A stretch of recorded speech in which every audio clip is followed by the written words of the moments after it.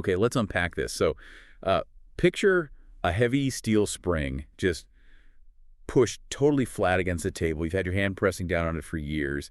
And the tension is, well, it's massive. Right. And you know that the second you let go, that spring is just going to violently launch across the room. Exactly. And right now, economists are fiercely debating whether the London housing market is, exactly that coiled spring or if it's maybe permanently lost its bounce. We're looking at some drastically conflicting forecasts from Money Week today to help you figure out if capital property values are about to roar back to life or just stay completely flat in this deep dive. Yeah, and the divide is really stark. I mean, for almost a decade now, London has seriously lagged behind the rest of the UK. But then you have the consultancy Capital Economics predicting a massive 6.5% surge for London house prices next year. Wait, 6.5. Yeah, actually beating the projected UK average of 5%. Wow. So that 6.5%, that's the spring finally snapping back. Because since 2016, London's market has been kind of pinned down by Brexit, tax changes for landlords, and obviously that huge pandemic-driven flight to space. Exactly. But economist Ashley Webb argues that the pressure is coming off, and it's starting with, the cost of money. Webb points to mortgage rates dropping from an average of 4.2% down to 3.7% by 2026.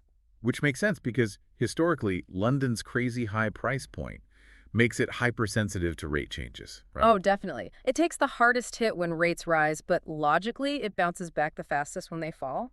And on top of that, banks are actively greasing the wheels right now. Yeah, they're loosening lending criteria, like specifically allowing more loans that are larger than 4.5 times a borrower's income. Which, I mean, is mathematically necessary if London is going to see any movement at all. The house price to earnings ratio there is a staggering 1.5 times the UK average. That's just wild. It is. Wage growth simply hasn't kept pace with property values. So unlocking that higher borrowing multiplier is really the only way a typical buyer can bridge the gap to actually afford a down payment there. Right, so you combine that cheaper, looser money with a total drought in new supply. Webb notes that in early 2025, London housing starts, so like new construction actually breaking ground, plummeted by 68%. Right, while the rest of the UK actually saw an 80% rebound, and the mechanism there is just brutal. You have exorbitant land costs combined with this notorious planning gridlock in London. Making it basically impossible for developers to... Exactly, creating an absolute choke point on supply. So you have cheaper mortgages, higher borrowing limits, and virtually zero new homes being built. Mechanically, that sounds like a guaranteed price explosion. But I guess that assumes buyers actually have the financial ceiling to pay those higher prices, right? Yeah, and Knight Frank strongly disagrees with that assumption. If we connect this to the bigger picture, Knight Frank's researcher Tom Bill argues the affordability constraints are just too severe. Too severe to support the growth. Right. He's forecasting London will actually underperform the rest of the country, hitting maybe 3% growth, and a really sluggish 2.5% in prime central London. Okay, let me push back on Con Bill's logic there.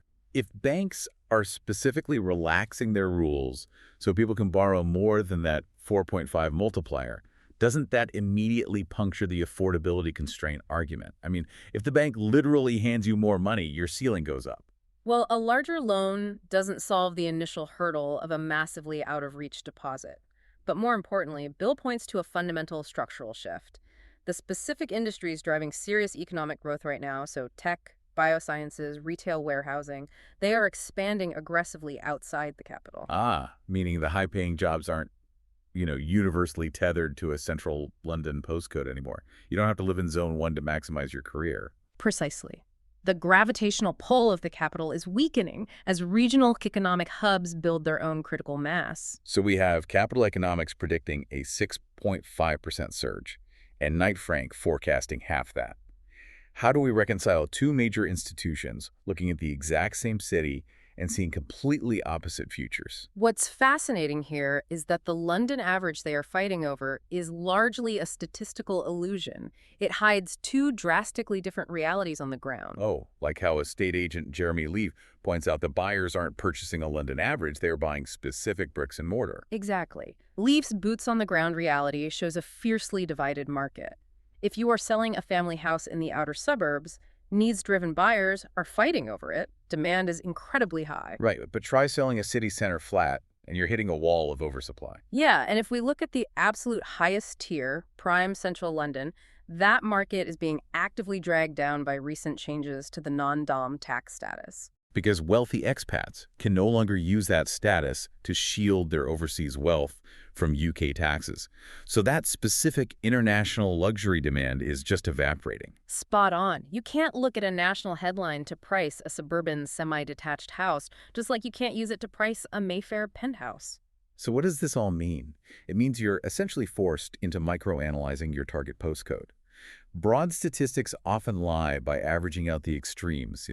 Real estate is fiercely hyperlocal, and your strategy depends entirely on the property type and the specific street. Totally. The national data sets the broader economic climate, but the local data dictates what you actually buy. Which leaves us with a really provocative thought for you to chew on.